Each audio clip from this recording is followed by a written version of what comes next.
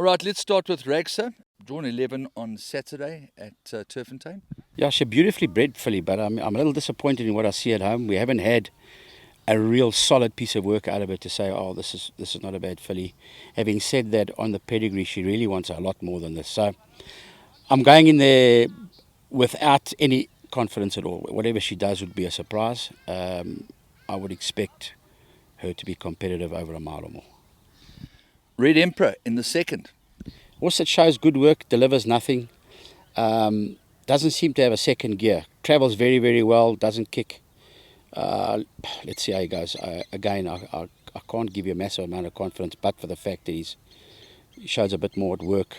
But I'm just a bit worried when he comes off the bit that he doesn't find that extra gear.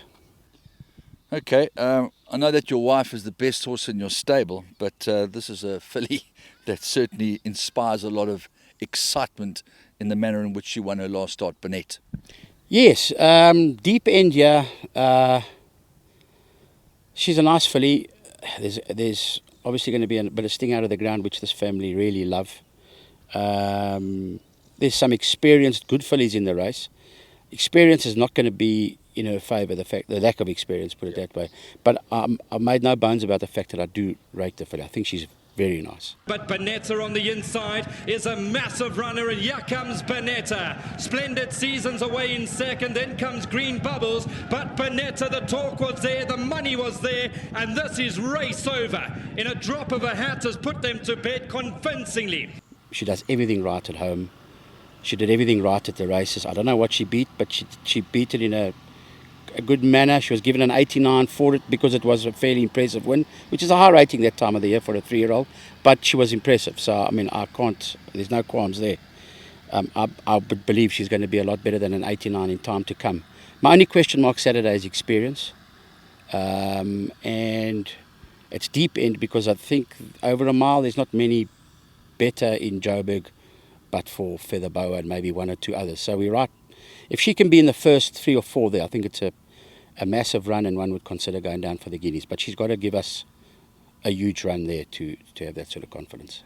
Okay, so definitely maybe and possibly simple in the 8th. Yeah, definitely maybe slightly better last time. You know, again, she was given a penalty for being a pacemaker in the Classic and running unplaced.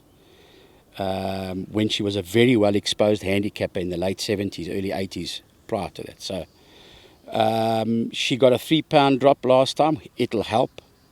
I'm not quite sure it's enough yet. I think she may be a bit more competitive lower in the 80s or late 70s. Anyway, she must run, do her thing. If she doesn't win, she must get dropped. Forever Mine, you always cautioned us about his penchant for the inside track, but what do you make of his run in the Charity Mile? He was right there with like 200 to go, you know. I mean, the mile outside track is definitely stretched, certainly with the sting out. I don't think this is a problem, 14, but again, it would be probably top end. I think he just got beaten by Sparkling Water, if I remember correctly, in a 14 outside some months ago, or last year. So, at his mark right now, but I think he must be a huge runner with a good draw. The break at the farm did him well, and he's enjoying his training. No, it does wonders for horses, Andrew, as we know. As I said, he wasn't disgraced last time. I thought it was a tough field, very competitive. He had, he didn't have a good time with Van Zyls was up there. We were looking for the lead. He was looking for the lead. Yeah. All they did was just chop each other up. Yeah. So he should be very competitive this trip, this distance, and this course. And then the day is done with Arrivederci.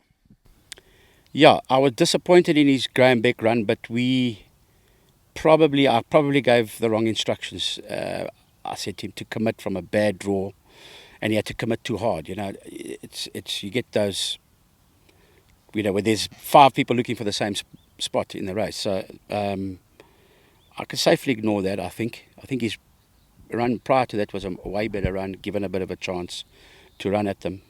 He's a horse that I really think has got a future. I think he's still fairly well handicapped where he is, albeit at the top end here. But I think he must be a big runner if we can get him to relax early, not the scenario of last time where he was just just revving in the red from the gates was just too much. You can draw a line through that, I think.